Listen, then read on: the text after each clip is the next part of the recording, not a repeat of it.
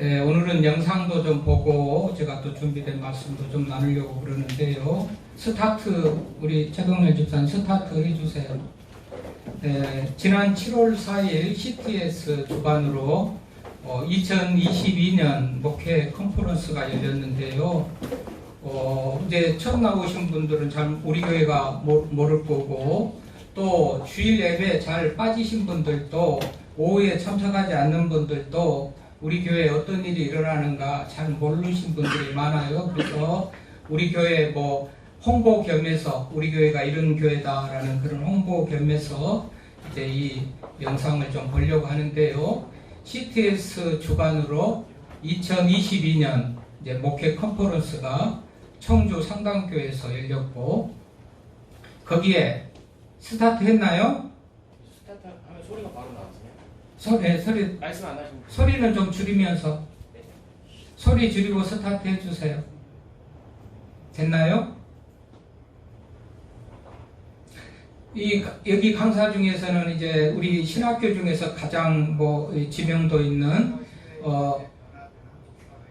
그 장신대 임성빈 교수님이 강사로 오셨고, 임성빈 교수님은 제가 문화와 기독교와 문화라는 강의를 교수 시절에 들었는데, 이분이 이제 장신대 총장이셨고, 이분이 오셔서 강의를 하시고, 그 다음에 지혜영군 대표라는 분이 있습니다. 이분은 목회자 데이터 연구소의 소장인데, 이분의 연구 자료, 통계 자료는 거의 모든 교회들, 한국 교회에서 다 인용해서 쓰는 그런 통계 자료를 내는 분인데, 이 지영군 대표님께서 이제 한국 교회의 실상과 이 방향을 제시를 하면서 이렇게 해야 된다, 그러면서 이제 그런 어떤 필요성을 얘기를 하고, 그 다음에 이제 포항중앙침례교회 김중식 목사님께서 건강한 교회, 이 한국 교회 건강한 교회 200개 교회를 선정했는데, 그 중에서도 1위를 한 교회니까 우리가 모델로 삼을 만하고 좀 배울 만한 그런 교회지요. 그래서 그분의 강의를, 아까 장신대 총장이셨던 그 임성빈 교수님은 좀 학술적인 이론적인 그런 부분이 있고, 이분은 목회적인 실제적인 그런 부분이 있으니까 이제 그런 부분을 좀 듣고, 한 3시간 35분 정도 시간에 쉬는 시간이 없이 계속 진행됐고요. 저는 시작부터 끝까지 이렇게 다 지켜봤어요. 이 목회자로서 지켜볼 그런 관심도 있어서 지켜보지만은, 나중에 우리 교회도 소개되거든요. 전국 목회자 컨퍼런스 있는데 3교회가 소개를 되는 거예요. 목회 활동을 하는 거. 용인의 어떤 용인 제일교회, 그 다음에 서울의 예암교회, 고양시의 우리 교회가 좀 소개를 돼요. 그래서 우리 교회가 잘 모르는 분들은, 우리 교회가 작지만, 숫자적으로는 작고 규모는 작지만, 이런 교회가 앞으로 대안이 될 수 있다라고 소개되어지는 그런 교회라는 것을 좀 홍보하려고, 여러분에게 알려드리려고 이 영상을 지금 보게 됩니다. 이제 영상을 시청하시겠는데요. 앞에는 다 이제 생략하고, 실제적으로 목회 활동하시는 포항중앙침례교회 1시간 8분부터 시작되는데 이제 보도록 하겠습니다.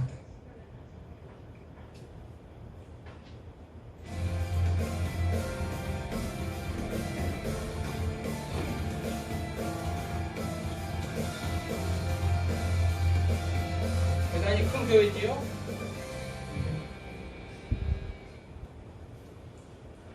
네, 소개받은 포항중앙침례교회 김중식 목사입니다. 시간 저는 저희 교회가 코로나 2년을 어떻게 보냈는지, 그리고 비교적 어려움이 없이 지나가게 된 원인이 어디에 있는지 나름대로 분석한 것을 나누려고 합니다. 저희 교회는 코로나를 이렇게 지나왔습니다. 코로나가 처음 왔을 때 한두 달이면 끝나겠다라고 생각해서 2달만 좀 잘 버티면 되겠다라는 생각을 했습니다. 그런데 시간이 점점 길어지고 또 마무리될 기미가 보이지 않으면서 과연 우리가 이 상황을 잘 감당할 수 있을까를 고민하게 되었습니다. 왜냐하면 당시 저희 교회는 부채가 60억이 있었고요. 그 다음에 선교 후원도 연간 4억 이상을 하고 있었는데 갑자기 코로나가 찾아오면서 이걸 어떻게 감당을 해야 되는가 심각하게 고민을 하게 되었습니다. 일단 모일 수가 없으니까 어떻게 해볼 도리가 없는 듯이 보였습니다. 한 주 한 주가 살얼음판을 걷는 듯이 굉장히 좀 고민이 됐는데 신기하게도 헌금이 줄지를 않는 겁니다. 그렇지만 이런 상태가 얼마나 갈지를 전혀 예상할 수 없기 때문에 상황을 예의주시를 했습니다. 그런데 결과적으로 제가 염려했던 일들은 일어나지 않았습니다. 많은 걱정으로 시작된 코로나였지만 결과는 제가 생각했던 것과는 좀 다른 그런 결과를 가져왔습니다. 2020년도에 재정을 결산을 해보니까 한 10%가 늘었습니다. 그리고 2021년은 또 결산을 해보니까 30%가 늘었습니다. 올해는 현재까지 추이를 보니까 대략 한 20% 성장한 상태를 유지를 하고 있는 것 같습니다. 어떻게 이런 결과가 나왔을까? 저도 사실은 잘 이해가 안 돼서 왜 이런 결과가 나왔는지에 대해서 나름대로 좀 분석을 했는데요. 제가 내린 결론은 교회의 건강이 영향을 미쳤을 거라고 결론을 내렸습니다. 저희 교회가 코로나를 어떻게 보냈는가를 간단하게 말씀드리겠습니다. 초기 방역 지침이 계속 왔다 갔다 하니까 어떨 때는 50% 모였다가 어떨 때는 30% 모였다가 계속 이제 모이는 숫자가 바뀌고 어떤 경우에는 아예 이제 모이지 못하는 그런 일들이 있었지만 제가 관심을 갖고 집중했던 영역은 신앙생활의 가장 기본인 성경을 읽는 일과 기도하는 일을 어떻든 간에 지속하게 만들려는 노력을 했습니다. 그래서 2년 6개월의 코로나 기간 동안 방역 지침과는 상관이 없이 저희는 기도실을 한 번도 폐쇄한 적이 없습니다. 새벽 예배부부터 그 다음에 밤 12시까지 지하 기도실을 계속 개방해서 기도의 자리에 나오게 했고요. 방역 지침 단계가 높아지면 열책하고 또 마스크 착용하고 또 소독하고 그 다음에 거리 유지를 하면서 철저하게 방역을 했지만 기도는 쉬지 않도록 했습니다. 그래서 지하 기도실이 모자라면 다른 예배실을 개방해서 어떻든 간에 꾸준하게 교인들이 기도할 수 있는 환경을 유지하려고 노력을 했습니다. 코로나가 심할 때도 보통 한 200명에서 300명이 매일 나와서 기도를 했는데 이 숫자는 출입자 체크를 통해서 확인이 된 숫자입니다. 이렇게 이제 자주 못 모이다 보니까 기도의 동력이 떨어지거나 아니면 성경을 좀 이렇게 소홀히 한다는 그런 조짐이 보이면 방역 지침 단계가 좀 낮아질 때 목장별로 수련회를 가지기 위해서 하루 휴가를 좀 내서 하루 종일 모여서 하거나 휴가가 힘들면 저녁에 모여서 늦은 밤까지 기도하는 일과 성경 읽는 일에 집중하게 했습니다. 그리고 또 한 가지 노력한 것은 이 목장 모임이 중단되지 않도록 한 것입니다. 모이지 못하는 상황이 되면 줌으로라도 목장 예배를 단 한 번도 쉬지 않고 계속해서 이어가려고 노력을 했습니다. 물론 전혀 모일 수 없는 상황에는 줌이 안 되는 나이가 많이 드신 그런 목장들은 좀 예외였지만 그 나머지 목장은 모이든지 줌으로 하든지 목장 모임을 계속 이어갔습니다. 그리고 방역 지침 단계가 높아져서 여기서 목장은 우리 교회로 하면 구역입니다. 목자도 구역장을 그 당시 아마 여러분도 다 똑같은 고민을 했을 텐데 과연 이 사람들이 이 영상으로 예배를 제대로 드릴까? 근데 태반이 예배를 제대로 안 드린다는 걸 제가 알았습니다. 그래서 교회 주차장으로 와라. 다 모여서 차 안에서 예배를 하자. 그래서 교회 갈 준비를 다 하고 그 다음에 차를 타고 교회에 와서 주차장에서 주일 예배를 같이 드릴 수 있도록 그렇게 해서 어쨌든 간에 예배의 감을 놓치지 않게 하려는 노력을 했습니다. 다행히 저희 교회는 주차할 수 있는 공간이 많아서 그렇게 할 수가 있었습니다. 그리고 코로나 기간 중에도 교회의 사명은 감당을 해야 되니까 그때부터 저희는 이제 매월 한 명씩 우리가 만나서 복음을 전하는 일을 시작했습니다. 코로나가 심하든 뭐 상관이 없이 주별로 첫째 주에는 복음의 씨를 심도록 기도하자라고 한 주간 기도를 하고, 두 번째 주는 이번 달에는 누구를 만날지를 기도하면서 찾아보자 기도하고, 세 번째 주에는 언제 만날지 기도하면서 약속을 잡자. 그 다음에 마지막 주에는 이제 만날 약속을 잡고, 그리고 이제 우리 교회 밴드에 올리면 그 명단을 우리 지하기도실 화면에 계속해서 실시간으로 띄우면서 전도하는 일들을 위해서 기도하러 나온 사람들이 중보기도를 하게 했습니다. 많이 갈 때는 한 달에 한 300명 이상이 계속 전도하러 나가고요. 꾸준하게 전도하는 일이 멈추지 않을 수가 있었고, 그 다음에 목장별로 노방전도도 계속해서 나갈 수 있도록 격려를 했습니다. 이렇게 코로나 기간 중에도 기도합시다, 모입시다, 전도합시다 하고 하면 대개 교인들이 다 따라 했는데, 아마도 그 이유는 28년 동안 저희가 이 건강한 교회를 세우기 위해서 토양을 만드는 노력을 했는데, 이제 그 토양이 어느 정도 만들어진 결과가 아닌가 그렇게 생각이 되어집니다. 저희가 건강한 교회를 세우기 위해서 로드맵을 갖고 있었는데요. 물론 이 로드맵은 제가 만든 건 아니고 성경에 나와있는 에베소서 4장 1절에서 16절 말씀을 읽어보면 교회를 세우는 4가지의 로드맵이 나와 있는데요. 저는 이것이 하나님이 주신 교회의 설계도라고 생각을 합니다. 그래서 이 설계도대로 하여튼 저희는 이 교회를 세우려고 굉장히 많이 노력을 했는데요. 그 4가지 설계도 핵심을 간단히 소개하겠습니다. 첫 번째, 교회를 세운다고 하면 뭘 해야 되는가? 첫 번째가 성령께서 하나 되게 하신 하나됨을 지키는 것입니다. 에베소서 4장 2절에서 6절 말씀에 그 내용이 쭉 나와 있는데요. 목회를 하면 뭐 누구나 다 공감할 수 있는 영역인데요. 교회가 하나가 깨지면 아무것도 못하잖아요. 2파가 됐다, 3파가 됐다. 뭘 할 수 있습니까? 아무것도 못하죠. 그런데 사실은 성경을 보니까 성령께서 하나 되게 하셨습니다. 우리 보고는 뭘 하라고 말씀하셨냐면 3절에 보니까 성령이 하나 되게 하신 것을 힘써 지키라고 했습니다.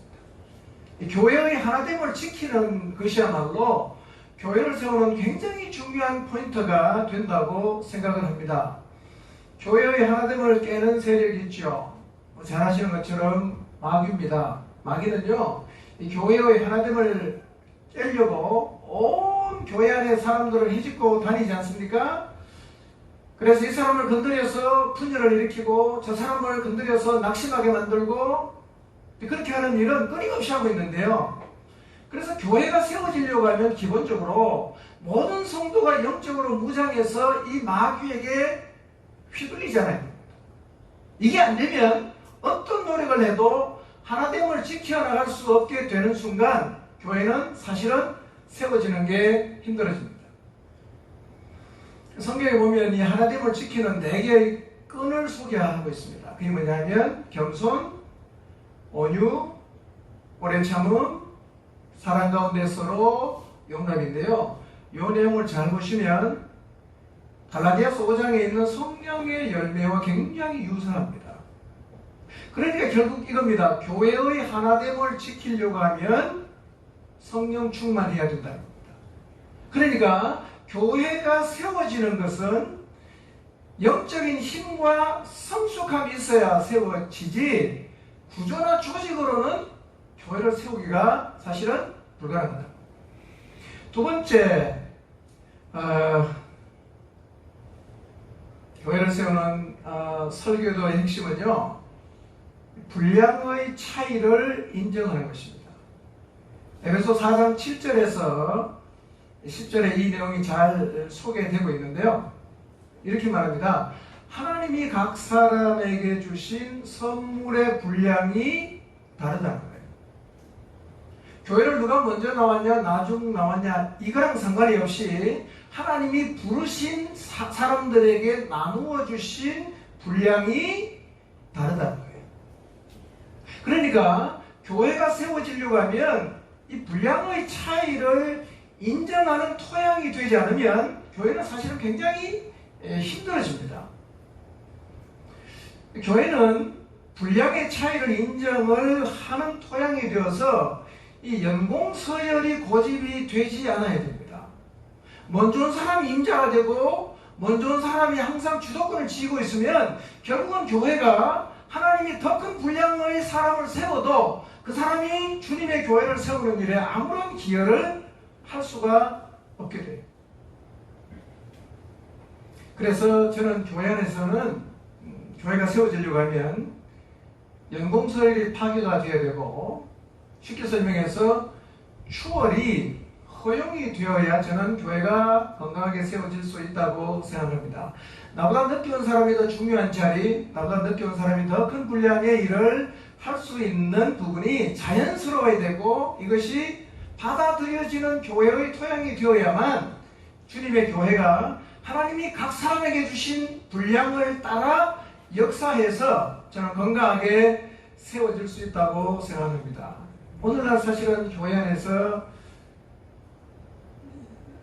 임직자를 세우다가 문제가 많이 생기지 않습니까? 분량의 차이를 잘 인정 안 하는 분위기가 사실은 오늘날 교회에는 굉장히 많습니다. 근데 성경에는요, 하나님이 주신 분량이 다 다르기 때문에 분량의 차이를 철저하게 인정하고 받아들이는 토양이 될 때 저는 교회가 세워진다고 생각을 합니다. 근데 재밌는 것은요, 교회를 세우는 핵심 포인트가 뭐냐면 사단이 집중 공격하는 핵심 포인트입니다. 그러니까 제일 중요한 부분을 사단을 공격해요. 하나됨을 깨죠. 그 다음에 분량의 차이를 인정을 못하게 해서 분열을 일으키게 만들어요. 세 번째로 건강한 교회의 설계도가 뭐냐면 이 세워진 사람이 자기 역할을 잘 감당을 해야 됩니다. 에베소서 4장 11절 12절과 16절을 보면 하나님께서 교회를 세우라고 세운 사람이 있어요. 그 사람이 1절에 보면 목사, 교사인데요. 물론 네 가지를 설명하고 있지만 사도, 예언자, 복음전도자, 목사와 교사인데 현재까지 있는 교회 안의 직분은 목사와 교사밖에 없습니다. 그런데 16절에 가면 하나의 직분을 더 소개하고 있는데요. 그게 뭐냐면 마디라는 겁니다. 마디. 오늘날 우리 교회로 말하면 목자라고 할 수 있겠습니다. 이 사람들이 자기 역할을 잘 감당해서 성도를 준비시키는 일을 해야 됩니다. 그래야 각 사람이 봉사일을 감당할 수 있게 되는데요. 그런데 이 사역자, 이 세워진 사람은 하늘에서 떨어지는 게 아니라 그런 분량을 갖고 있어도 교회 안에서 준비시키고 세워가는 일을 해야 되는데요. 사실은 준비된 사람이 있어야 되고 이 사람을 통해서 교회 안에서 사역을 감당을 해 나가야 되는데 오늘날 교회 안에서 잘 안 되는 부분이 뭐냐면 준비 안 된 사람, 그 다음에 영향이 안 되는 사람을 너무 쉽게 교회 안에서 목자로 많이 세우는 것 같아요. 대학 나오면 시키고 좀 젊은 사람이면 시키고 영적으로 거의 준비가 안 돼 있는데도 그냥 아무나 이렇게 목자로 세우다 보니까 결국은 교회가 자꾸 허물어지고 그 다음에 문제가 생기는 것 같습니다. 제가 이제 가끔씩 이제 그 목사님들을 만나서 교제를 하면서 목자를 준비된 사람으로 세워야 됩니다. 이게 너무너무 중요한 일이다라고 얘기를 많이 이제 하는데요. 근데 보니까 급해서 그렇긴 하겠지만 준비 안 된 사람을 너무 이제 목자로 많이 세우다 보니까 결국은 어떤 현상이 생기느냐면 구조만 바꾼 거예요. 구조만. 교회는 사실은 구조를 바꾼다고 세워지거나 성숙하거나 건강해지진 않거든요. 그래서 제가 저희 교회에서 목자를 세우는 기준을 좀 간단하게 좀 소개하겠습니다. 물론 뭐 완벽하진 않는데요. 그래도 가능하면 여기에 건접한 사람을 저희가 목자로 세우려고 노력을 하는데요. 첫 번째는 우리 교회의 기본적인 토양 10가지가 있는데 뒤에가 설명하겠습니다. 여기에 동의를 하는 사람입니다. 여기에 동의하지 않는 사람은 사실은 목자로 세우면 하나로 갈 수가 없습니다. 그래서 여기에 동의가 안 되는 사람은 저희는 목자로 안 세웁니다. 아무리 훌륭해도 안 세웁니다. 두 번째는요, 권위에 철저하게 순종하는 사람을 세웁니다. 이게 중요한 이유는요, 목자가 자기 위에 있는 영적 권위에 순종하지 않으면 일단 공동체의 하나됨이 유지될 수가 없습니다. 그리고 자기의 생각이 너무 강해서 한번 순종할 때마다 홍역을 치르거나 은리를 깨물어야 겨우 순종이 되는 사람은 목자로서 적합하지 않습니다. 저는 이렇게 생각합니다. 교회를 세우는 데는 영이 필요하지 않습니다. 순종하는 하나님의 사람이 필요합니다. 그래서 자연스럽게 노력하지 않아도 순종이 되는 사람을 목자로 세웁니다. 세 번째는요, 공동체의 신앙의 뿌리를 내린 사람을 목자로 세웁니다. 쉽게 설명하면 이곳이 지금 내가 다니고 있는 이 교회가 내 땅이 아닌 사람은 손님이거든요. 언젠가는 갈 수 있는 사람이죠. 그러니까 손님에게 우리 집안을 맡길 수는 없지 않습니까? 그래서 저희는 우리 공동체의 신앙의 뿌리를 내린 사람이어야만 목자로 세웁니다. 네 번째는 기도와 말씀에 충실한 사람입니다. 매일 기도하고 매일 성경 읽고 묵상하지 않는 사람은 어쩔 수 없이 영적으로 패배할 수밖에 없습니다. 본인이 영적으로 패배한다면 다른 사람을 돕는 일은 어려워지겠죠. 그래서 매일 기도하는 사람, 매일 성경 말씀을 읽고 묵상하는 일을 충실히 하는 사람 중에서 목자를 세웁니다. 다섯 번째는 생명력이 드러나는 사람입니다. 모든 신자가 예수 그리스도의 생명을 갖고 있지만 그러나 생명력이 드러나지 않는 사람도 교회 안에는 있지 않습니까? 저는 교회 목회를 하면서요, 가장 저 스스로가 조심하는 게 뭐냐면 목회라는 거 다 말로 하지 않습니까? 설교도 말로 하지요, 성경 공부도 말로 하지요, 전부 다 말로 합니다.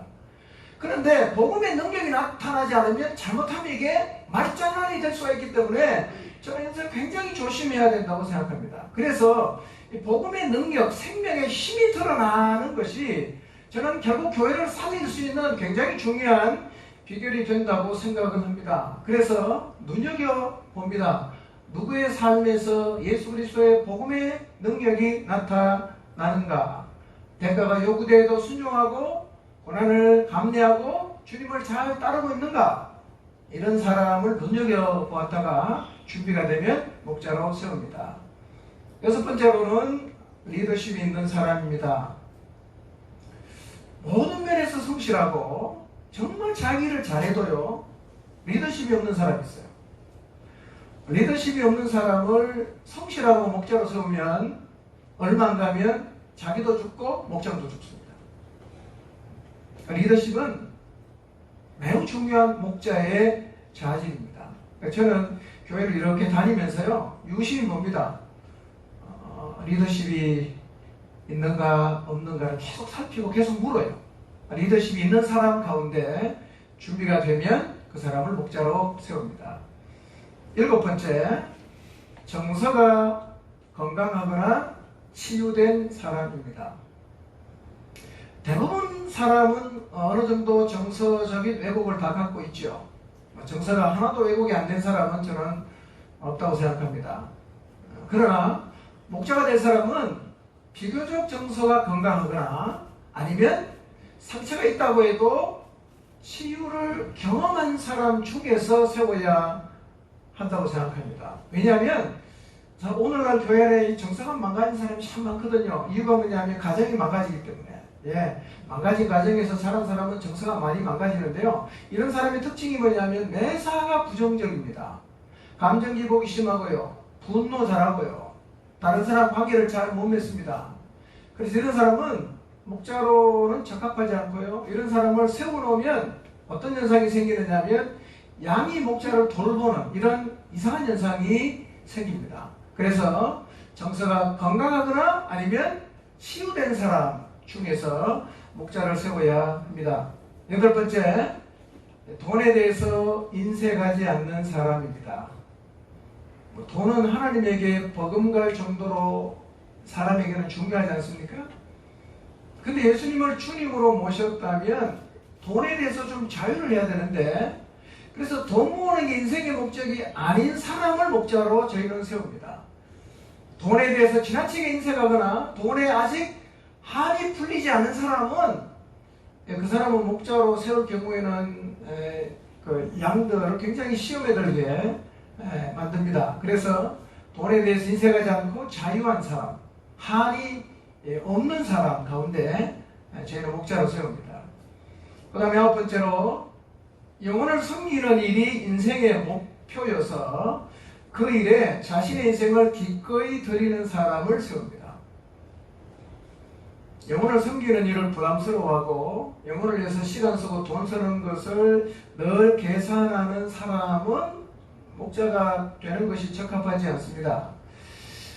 목사는 아니지만 내 양을 치고 먹이라는 주님의 말씀을 사명으로 마음속에 받아들이고 영혼을 섬기는 일이 자기 자신의 인생의 목표가 된 사람, 그래서 기쁜 마음으로 영혼을 섬길 수 있는 사람들을 저희는 목자로 세우는데요.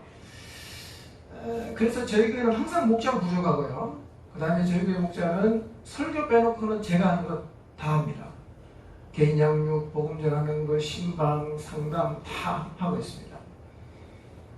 그 다음 10번째, 인격적이고 가까이 하기 쉬운 사람, 편안한 사람, 이런 사람이 저는 목자의 자격이 있다고 생각합니다. 이 문제는요, 기질과도 연관이 있고, 그 다음에 정서와도 연관이 있고, 그 다음에 신앙과도 연관이 있습니다. 경험해 보시면 아시겠지만 가장 대하기 편한 사람은 성령 충만한 사람입니다. 왜냐하면 성령의 열매가 그것을 말하지 않습니까? 성령 충만한 사람이 맺는 열매는요, 누구라도 가까이 가기가 쉽고 편안한 사람이 됩니다. 그래서 한번 다가가서 말 걸려고 하면 막 심호흡해야 되고, 집에서 막 무슨 말할지 적어와야 되고, 말 한마디 할 때 그냥 조심스러워하는 사람이 목자가 되는 것은 결국은 양을 제대로 돌볼 수 없기 때문에 인격적이고 가까이 하기 쉬운 사람, 함께 있으면 편안한 사람을 목자로 세웁니다. 11번째입니다. 이타적인 사람이어서 다른 사람에게 떠도 먹히는 사람입니다. 계산적이고 약삭발라서 절대로 손해를 안 보겠다는 이기적인 마음을 갖고 있는 사람은 목자로 세우면 사실은 곤란하고요. 다른 사람을 떠도 먹는 사람은 목자가 되면 안 됩니다. 그러면 사실은 그 목자는 결국은 영적으로 죽게 되는데요. 그래서 목자는 양들을 위해서 진짜 자기의 목숨까지 내주는 사람이 되어야 하는데, 제가 이렇게 목회를 해보니까요, 이용해 먹는 사람이 있습니다. 제 눈에 보입니다.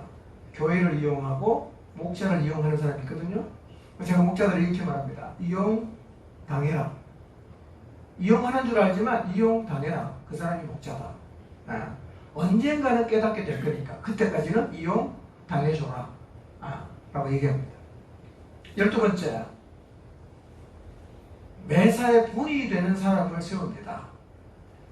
기도하는 일에 본이 되고, 헌금하는 일에 본이 되고, 뭐 가정생활에 본이 되고, 사회생활, 신앙생활, 공동생활 모든 영역에서 본이 되어야 됩니다. 말만 하면 곤란하지 않습니까? 영향력을 나타내려면 제일 중요한 것은 저는 살면 된다고 생각합니다. 살아내는 사람에게는 사람들이 이설을 제기하지 않습니다. 근데 안 살아내고 말만 하면 대들잖아요. 말이 반찬이면 상다리가 부러진다고 하지 않습니까? 목자는 아는 사람이 아니라 사는 사람이에요. 예. 13번째, 목자는 저희는 열정적인 사람을 세웁니다. 열정은요, 기질이나 성격의 문제라고 생각이 되지만 사실은 열정은 신앙의 문제입니다.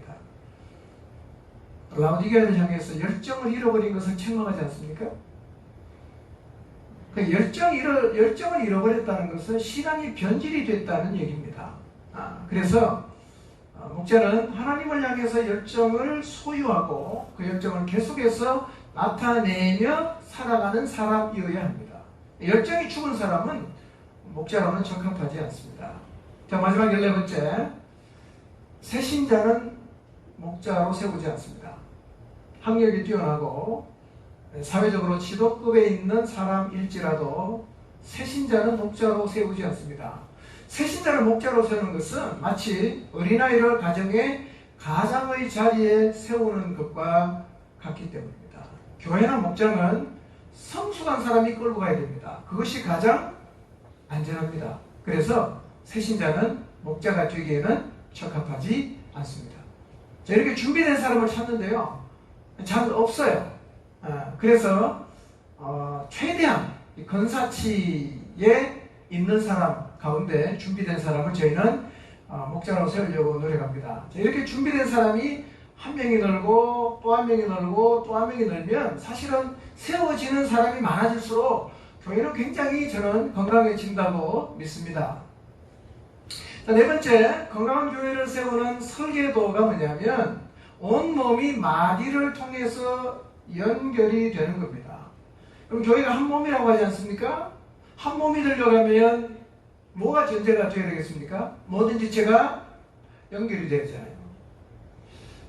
근데 오늘날 현대인들은 엮이는 거 정말 싫어합니다. 교회는 나가줄 테니까 신방도 오지 말고 아는 척도 하지 말고 아무것도 원하지 않는다. 거부하지 않습니까? 그냥 교회만 출석하려고 합니다. 그러니까 교회를 세우는 게 이전보다 훨씬 더 어려워졌습니다. 오늘날은요, 자기만의 비밀을 다 갖고 살아가는 사람들이 많다 보니까요, 교회 와서 삶을 개방하고 나누자 하면요, 가버립니다. 고민을 하죠? 내가 내 내면을 털어낼 건가? 아니면 도망갈 건가? 그러다가 많은 경우는 왔다가 가는 경우도 참 많이 있는데요. 여러분, 교회가 한 몸이지 않습니까? 콩가루 집안이 아닌 가정을 한번 생각해 보십시오. 그런 연결이 저는 교회 안에 있어야 된다고 생각하고 그것이 건강한 교회를 세우는 하나님의 설계도라고 믿습니다. 교회는 태생적으로 공동체입니다. 그러니까 공동체성을 추구하는 교회가 따로 존재하는 게 아니라 원래 교회는 태생적으로 공동체입니다. 몸이라고 표현하지 않습니까? 몸을 한문으로 말하면 공동체입니다. 근데 사실은 이게 연결하면 일이 간단하지 않죠. 제일 편한 거는요, 교회 와서 예배만 드리고 하는 게 제일 편합니다. 서로 엮이면 굉장히 힘들어지거든요. 왜냐하면 우리 다 공사 중이니까요. 그렇지만 이것을 포기하면 교회는 세워지지가 않을 것입니다. 그래서 교회 안에는 그러다 보니까 연결을 하려고 하다 보니까 용납, 용서, 오래 참음, 겸손, 이게 늘 현실적인 단어예요. 떨어져 살면 굉장히 우아하게 살 수 있습니다. 그러나 연결해서 공동체로 살려고 하면요, 이게 사실은 어떤 분이 그러더라고요. 좀 공동체 안에서 안식을 누리기 위해서 공동체 이름을 쉴터 공동체라고 지었어요. 근데 그분이 고백이요, 쉴터가 아니라 싸움터가 됐답니다. 정말 그렇거든요. 더불어 사는 게 힘듭니다. 그러나 저는 이것을 포기하면 안 된다고 생각을 합니다. 자, 저희는 사실은 28년 동안 이런 교회를 세우기 위해서 굉장히 이제 많이 집중을 해왔는데요. 이런 교회를 세우기 위해서는 기본적인 교회 토양이 참 중요한데요. 지난 시간 동안 저희가 굉장히 많이 애를 쏘았던 건강한 교회의 토양 10가지를 간단하게 좀 소개를 하도록 하겠습니다. 물론 이 10가지가 건강한 교회를 세우는 토양의 전부는 물론 아니고요. 더 있을 수도 있습니다. 그러나 저는 이 10가지만 제대로 해도 충분히 건강한 교회를 세울 수 있으리라고 생각을 합니다. 첫 번째는 뭐냐? 구원을 분명히 해야 됩니다. 구원을 분명히 해야 됩니다. 우리 아까 우리 임성빈 총장님도 복음 앞에 견고히 있어야 된다고 말씀하셨는데요. 오늘날 싸구려 복음이 난무하고 있지 않습니까? 정말 말도 안 되는 이유로 자기 자신이 구원을 받았다고 생각하는 사람이 참 많습니다. 너 어떻게 예수님 믿은가 얘기를 해봐라. 네가 예수님 믿은가 한번 좀 얘기해 줘봐라고 하면요. 이렇게 얘기하는 사람이 많거든요. 나 기도하다가 눈물이 났다. 그렇기 때문에 나 예수님 믿는다. 나 11조 한다. 그러니까 나 예수님 믿는다. 나는 기도하다가 이렇게 하얀 옷을 입은 사람 같다. 나는 그분이 예수님이라고 생각한다. 나는 구원받았다. 성경이 너무 읽고 싶어졌다. 그러나 구원받았다고 생각한다. 이게 구원받은 증거가 될 수가 있는 것입니까? 뭐 구원받은 사람이 이렇게 할 수는 있지만 이걸 가지고 구원받았다고 얘기하는 것은 저는 곤란하다고 생각합니다. 그런데 교회 안에서 한 사람이 예수님 정말 믿었는지 그렇지 않은지를 확인하는 과정이 너무 좀 허술하다고 생각합니다. 네. 여러분, 구원은 한 사람의 영혼을 결정하지 않습니까? 안 믿고 믿는 줄 알았는데 안 믿고 죽으면 지옥 가야 되잖아. 그러면 한 사람의 영혼 구원에 대해서 이 세상에서 물어주는 곳이 있냐 하는 거예요. 어디서 이거 물어줍니까? 교회는 물어줘야 되지 않냐 하는 겁니다. 직장에서 물어주나요? 학교에서 물어주나요? 아무도 안 물어주잖아. 그러면 영혼을 구원하는 목적으로 세워진 교회만이라도 그 사람이 진짜 복음 앞에 확실하게 복음을 받아들이고 예수님 믿는지에 대해서 물어는 줘야 되고 고민하기는 해야 주지 않겠습니까? 그러니까 믿는지 안 믿는지가 너무 이게 두리뭉실하단 말이에요. 여러분, 신자면 잘하라고 얘기를 해줘야 돼요. 불신자라고 하면 예수님을 믿도록 도와줘야 돼요. 근데 이게 구분이 안 돼 있어요. 여러분, 에베소서 4장 읽어보면요, 하나 되는 대상이 누구냐면 신자입니다. 신자. 예.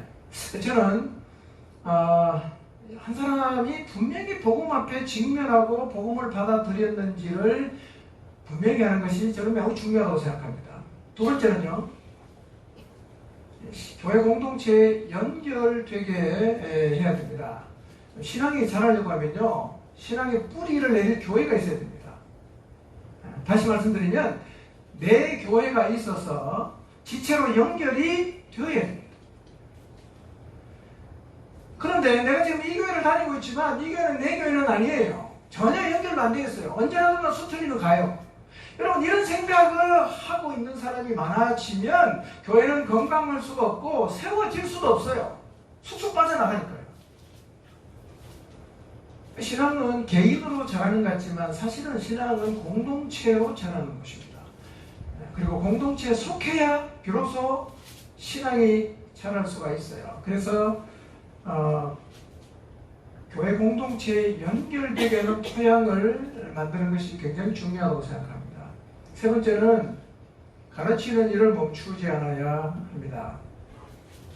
예수님의 3대 사역이 가르치고 전파하고 고치는 일이었잖아요.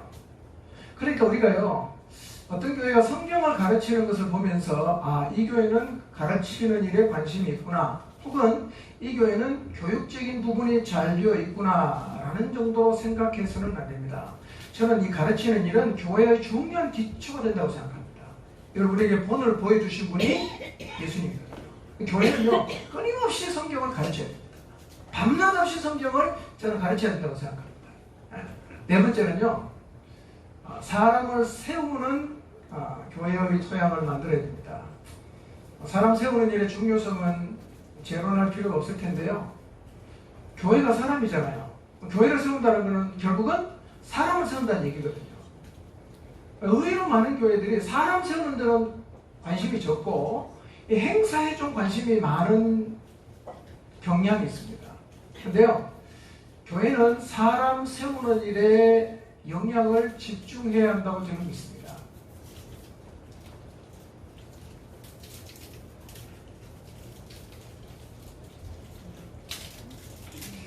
사람이 세워지지 않으면 교회는 건강해지지 않을 뿐만 아니라 세워지지도 않습니다. 그래서 저희는 사람에게 굉장히 투자를 많이 했습니다. 하여튼 사람 세우는 일에 저희는 목숨을 걸었습니다. 다섯 번째는요, 모든 사람이 죄인으로 나오게 해야 합니다. 저는 이거 굉장히 중요하다고 생각하는데요. 이 교회는 다양한 사람이 나오지 않습니까? 뭐 권력자도 나오고요, 뭐 회사의 사장도 나오고, 뭐 고위 임원도 나오고, 교수도 박사도, 뭐 평범한 직장인도, 뭐 별별 사람이 다 나오죠. 저는 어떤 사람이 교회를 나오든지 간에 일단 교회는 그 사람을 죄인으로 받아야 한다고 생각합니다. 만약에 교회가 사람을 구원이 필요한 죄인으로 받지 않고 사회적인 지위가 있거나 힘이 있는 사람을 특별 대우를 하면 교회는 사회의 축소판이 되고 병들게 됩니다. 물론 자기 분야에서 성공한 사람이나 명망 있는 사람을 존경해야 됩니다. 그럼에도 누가 나오든 그는 하나님 앞에서 죄인으로 나오는 것이기 때문에 그 사람들을 죄인으로 받아야 한다는 사실을 한순간도 잊지 말아야 한다고 생각합니다.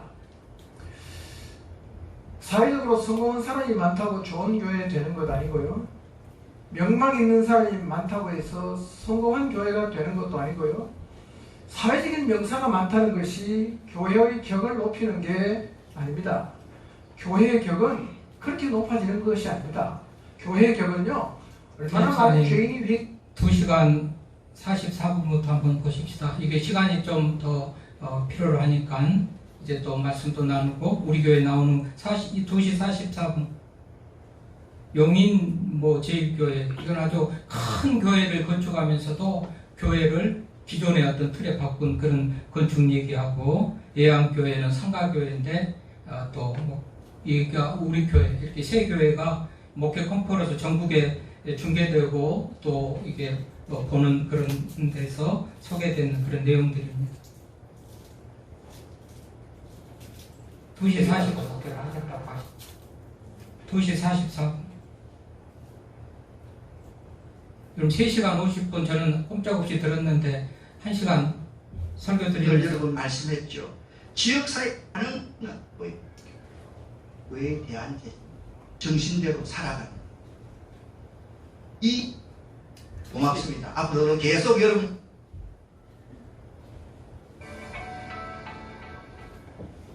2시 한 50분부터 들어가요.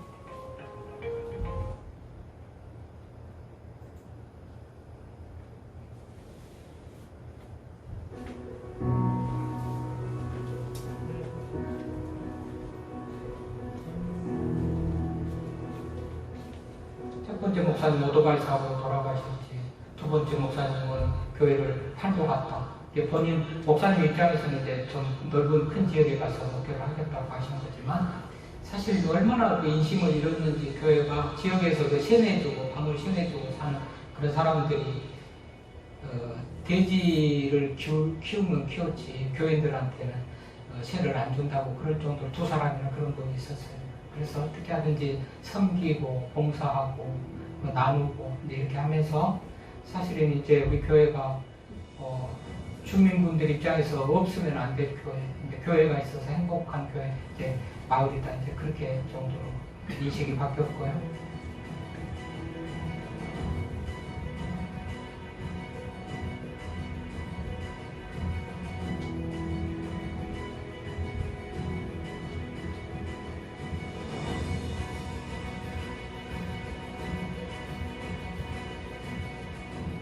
제가 지금 꿈꾸고 있는 거는 이제 이 마을 안에라도 소위 공동체적인 그런 삶을 영위할 수 있는 그런 공간을 좀 만들어서 공동으로 누릴 수 있는 공간, 또 얘기할 수 있는 그런 상대방을 만나서 얘기할 수 있는 그런 장을 마련해 주는 거.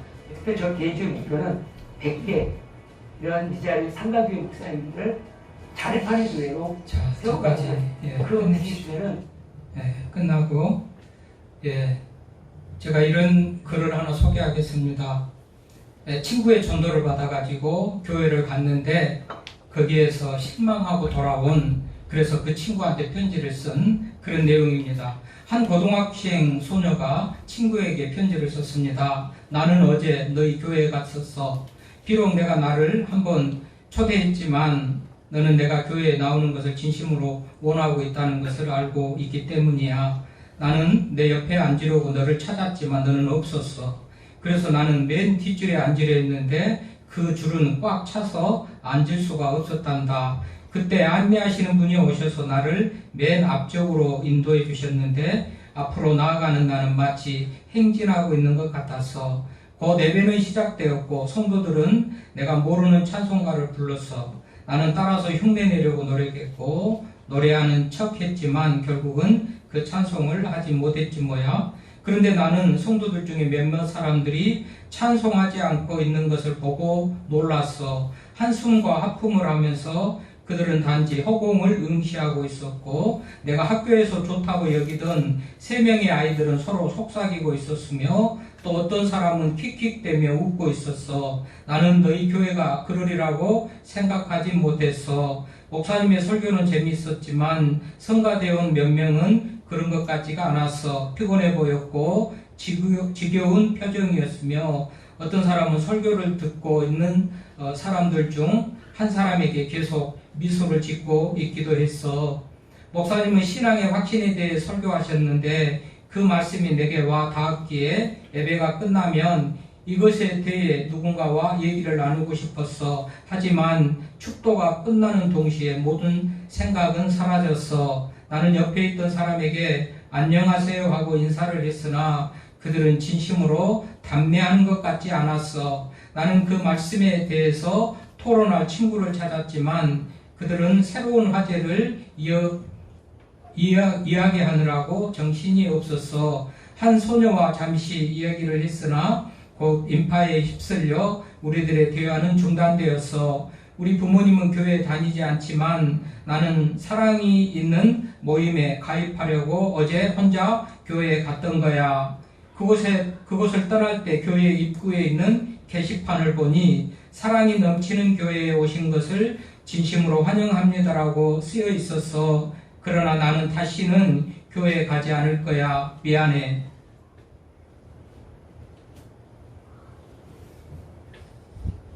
이 사실을 보면서 우리들은 어느 정도 느끼는가가 있나요? 나는 열심히 전도를 해서 한번 교회 나가봤더니 자기는 안 왔다라는 거 아니겠어요? 교양이 들어왔으니까 자리라도 잡아서 앉으려고 뒷자리를 보니까 뒷좌석은 다 찼다라는 거예요. 뒤에만 앉은 분들, 오늘 뒷자리 아신 분들 앞자리 와서 앉으세요. 다음부터. 그리고 안내하는 분, 우리 교회는 뭐 안내가 안 해서 자유롭게 합니다만은 안내하는 분이 큰 교회는 다 안내가 있죠. 제복을 입고 명찰을 차고 그럴듯하게 폼 잡고. 근데 처음 오는 사람이 얼마나 쑥스럽겠어요? 그럼 굳이 앞자리까지 끌어다가 앉혀요? 그냥 편한 데 앉으라고 놔두지. 상대방에 대한 배려가 너무 없는 그런 교회의 모습을 지금 지적하고 있는 것입니다. 예배의 태도를 또 말하고 있죠. 하나님 앞에 예배 드리는데 자기 생각에는 얼마나 경건하게 집중해서 드릴까 하고 기대를 하고 봤더니 찬송하지 않는 사람도 있고 옆 사람 쳐다보고 떠드는 사람도 있고 그렇다는 것 아니겠어요? 구원의 감격이 있는 예배로 드리는 예배자의 모습이 아니었던 것이죠. 설교를 듣고 궁금한 것도 있고 또 물어보고 싶은 것이 있는데 누구도 축도가 끝나기 바쁘게 바로 다 흩어지니라고 누구를 만나서 얘기할 그런 기회도 없다. 교제가 없었다. 그런 모습입니다. 다 무관심했다. 그런 얘기도 됩니다. 왜 저는 오늘 이 말씀을 드릴까요? 이제 우리 새로 오신 우리 자매님 두 분이 계시는데 이명수 우리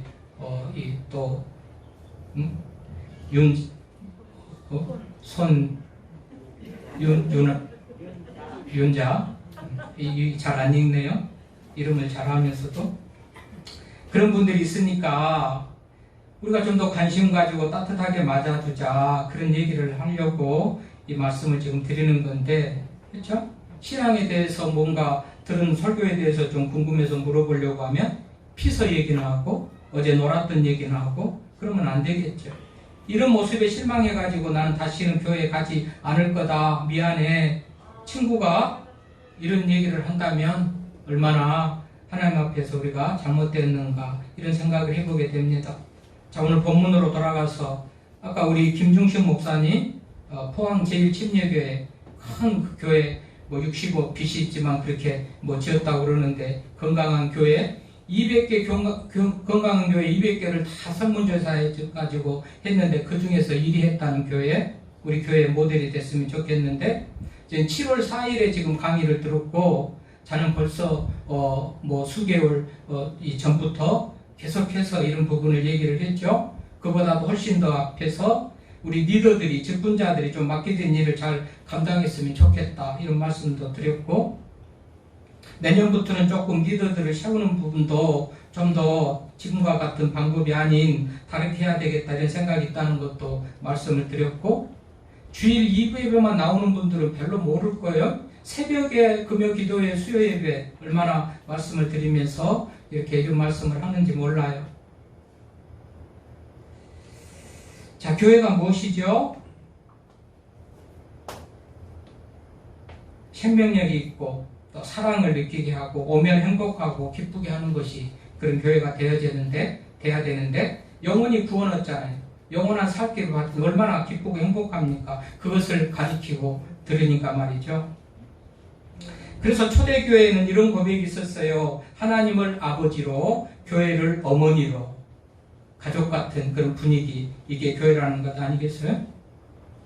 그럼 누가복음 2장 42절에 보면 다른 성경에는 별로 예수님의 어린 시절 얘기가 없어요. 젊은 시절 얘기도 없고 공생이 시작한 그때부터 예수님 얘기가 다 많은데 유일하게 누가복음 2장 42절에 12살 때 예수님의 모습을 기록하고 있는데 6월절 절기 지키려고 어머니 아버지 손을 붙들고 요셉 마리아 아빠 엄마의 손을 붙들려서 6월절 지키려고 예루살렘 성전에 갔다는 거 아니겠어요? 근데 말씀을 듣는데 너무 은혜 받고 감동이에요. 그래서 말씀을 들으면서 또 말씀을 선포하는 납비들하고 묻고 질문하고 이러다 보니까 시간 가는 줄 몰라요. 요셉의 어머니 요셉과 마리아는 예수님의 어머니는 이제 다 벌일을 받다 하고서 끝나서 하루길쯤 가다가 예수님이 없는 것을 발견하죠. 그리고 다시 와서 어디가 있을까 찾다가 성전에 와서 찾아요. 교회에 와서 찾은 거예요. 그랬더니 왜 네가 여기 있느냐? 너는 우리 뒤에 따라오는 줄 알고 하루길 좀 갔다가 너 없어서 다시 왔다. 그랬더니 내가 아버지 집에 있어야 될 줄 알지 못합니까? 하면서 예수님은 아버지 집에서 말씀 듣는 것에 취해서 감동받아서 그게 정말 은혜로워서 떠날 줄을 모르고 있었던 그런 모습을 보여주고 있습니다. 우리는 교회에 대해서 어떻게 생각합니까? 예배 시간 1시간이니까 오늘 갔다가 금방 끝나고 와서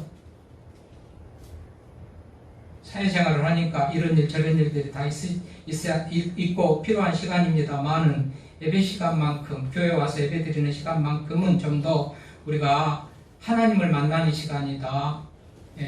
이런 마음을 가지고 좀 더 진지함과 좀 더 많은 시간을 하나님 앞에 드릴 수 있는 그런 마음을 가졌으면 좋겠다는 생각을 해보게 됩니다. 오늘 말씀합니다. 만일 내가 지체하면 너로 하여금 하나님의 집에서 어떻게 행하여야 할지를 알게 하려 함이니 바울이 디모데를 가려고 그랬어요. 디모데는 지금 에베소 교회의 목회자예요. 그래서 가가지고 조언을 좀 해주고 싶어요. 그런데 지금 여러 바울이 일들로 바빠가지고 가지 못하는 그런 상황이에요. 그래서 만일 내가 지체하면 이 하나님에서 편지로 지금 보내는 거예요. 너무 지금 갈 시간이 없으니까. 그러면서 하나님의 집에서 어떻게 행하여야 할지를 알게 하려 함이니 이 집은 살아계신 하나님의 교회예요. 진리의 기둥과 터다. 진리의 기둥과 터다. 여러분 집이 무너져도 얼마나면 기둥은 서 있습니다. 유럽의 사진, 성지들, 신전들 보면 알잖아요. 사진으로 보면 집은 다 무너지고 지붕도 없고 벽은 없어도 기둥은 서 있습니다. 만약에 또 시간이 가서 기둥이 무너지더라도 터는 있습니다. 그 터와 기둥, 없어지지 않는 거, 그 중심이 진리라는 거 아니겠어요? 진리가 기둥과 터. 진리가 뭐죠? 예수님이 되기도 하시면서 예수님에 대해서 가르치는 하나님의 말씀이기도 하고, 그렇죠? 요한복음 14장 6절에 내가 곧 길이요 진리요 생명이다. 예수님이 진리라는 거예요. 진리가 뭐죠? 인간들이 살아가면서 반드시 알아야 될, 또 지켜야 될 그런 어떤 도리인 것이죠. 어쨌든지 예수님이 진리요. 예수님이 그만큼 중요하단 말이 되고, 성경이 중요한 것이, 성경이 진리인 것은 예수님에 대해서 기록하고 가르치기 때문에 성경을 또 진리라고 부릅니다. 그래서 성경이 중요하고 이것을 가르치거나 배우는 것이 매우 중요하다고 오늘 디모데에게 사도 바울, 아버지격인 바울이 아들격인 디모데에게 이렇게 가르치는 것을 보면 이게 중요하다는 것을 또한 우리가 생각할 수 있지 않습니까? 뭐가 중요하다고요? 교회 진리가. 진리는 하나님의 말씀이죠. 그러므로 듣는 거, 배우는 거 소홀히 하지 말고 더욱더 하나님의 말씀을 귀하게 여기면서 말씀대로 살아가는 그런 우리가 될 수 있기를 바랍니다.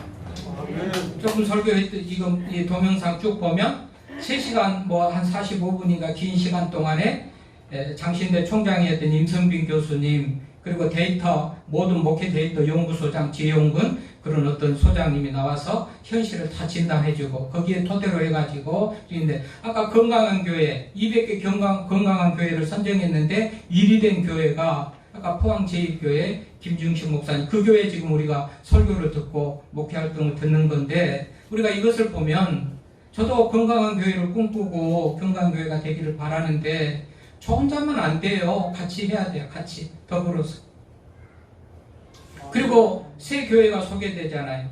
용인 제1교회, 그 교회도 소개될 거고 또 예양교회 소개되고 우리 교회가 소개되는데, 물론 지난 언젠가 이렇게 전화가 와서 또 지나간 그 뉴스 나간 다음에 우리 CTS 지난번 뉴스 소개된 다음에 아마 그 선배한테 교회를 소개받았다고 다른 기자가 전화가 와서 인터뷰하겠다고 그래서 그날 제가 두 번째 예수 반석교회 가는 이제 그 재직의 세미나로 두 번째 가는 그날 오후에 거기서 또 차 한 잔도 못 먹을 시간이 없이 급히 또 여기 와서 인터뷰를 하고 그랬더니 이제 이 내용이 좀 많아요. 사실 제가 이제 행정학 공부를 하면서 한국방송통신대학에서 행정학 학사할 때 졸업 논문이 지역사회와 함께하는 말하자면 노인들의 어떤 그 상황을 논문으로 썼단 말이죠. 그 논문으로 쓰면서 제가 쭉 느낀 거는 노인들은 외롭다. 돈이 없는 것도 힘들지만 외로움도 큰 외로움이고 문제인데, 이것을 해소할 수 있는 것은 제가 마지막에 얘기했던 어떤 공동체적인 공간을 마련해서 서로 나와서 얘기하고 차 마시고 놀 수 있는, 얘기할 수 있는 그런 공간을 만들어지는 것, 저는 행정학 졸업 논문으로 쓰면서 굉장히 필요성을 느끼고 언젠가는 한번 해보고 싶은 그런 얘기를 쭉 했는데 다 끊어버리고 저 부분만 얘기를 하니까 또 듣는 분들은 뭔 소린가 할 것 같아서 한데, 그건 교회적인 측면이 아니더라도 개인적으로도 한번 해보고 싶은 그런 사역이었는데요. 어쨌든 건강한 교회를 꿈꾸고 나가고 이렇게 소개되는 교회 이 전국으로 생중계되면서 접속해서 보면서 지금 조회수가 한 3,000명, 4,000명 될 텐데 많은 사람들이 보는 이기에 우리 교회가 건강한 교회로 그래도 말하자면 모델이 될 만한 교회로 소개되고 있다는 거, 소개되는 거, 이것을 좀 알리고 싶어가지고 모르는 분들, 처음 나오신 분들에게 이제 이런 교회에 대한 조금 더 자부심 내지는 애착을 갖게 하려고 지금 이걸 소개해드리면서요. 어쨌든지 우리 교회가 많고 많은 교회들 중에서도 특별한 건 없더라도 우리가 해온 것, 앞으로 해갈 일에 대해서 이렇게 많은 분들이 관심을 가지고 지지하고 있다는 사실을 기억하면서 교회를 더 사랑하고 권위를 인정하고 순종하면서 건강한 교회를 세워나가는 우리 모두가 될 수 있기를 바랍니다.